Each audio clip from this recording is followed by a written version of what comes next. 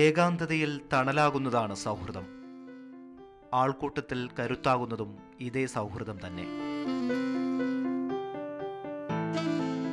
ഓഗസ്റ്റിലെ ആദ്യ ഞായറാഴ്ച സൗഹൃദ ദിനമായി ആഘോഷിക്കുന്ന പതിവ് നമ്മുടെ ക്യാമ്പസുകൾ തുടങ്ങിയിട്ട് ഒരു പതിറ്റാണ്ടേ ആകുന്നുള്ളൂ. ലോക ഗ്രീറ്റിംഗ് കാർഡ് ഭീമൻ ജോയ്സ് ഹാൾ പരിചയപ്പെടുത്തിയ ഈ ദിനത്തിൽ ലക്ഷങ്ങളുടെ കച്ചവടമാണ് ഇന്ത്യൻ വിപണിയിൽ വരെ നടക്കുന്നത്.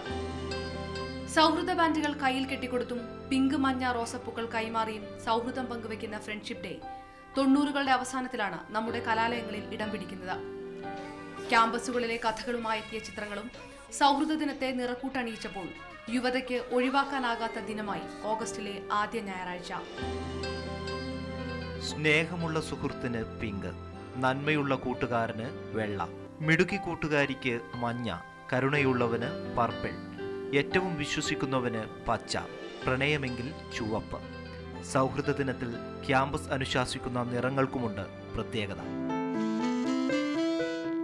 സൗഹൃദത്തിന്റെ ഓരോ നിമിഷവും ചിത്രങ്ങളാക്കുന്ന സോഷ്യൽ കൂട്ടായ്മയുടെ കാലത്ത് ഫ്രണ്ട്ഷിപ്പ് ഡേ തുടങ്ങുന്നതും ഫേസ്ബുക്കിൽ തന്നെയാണ്.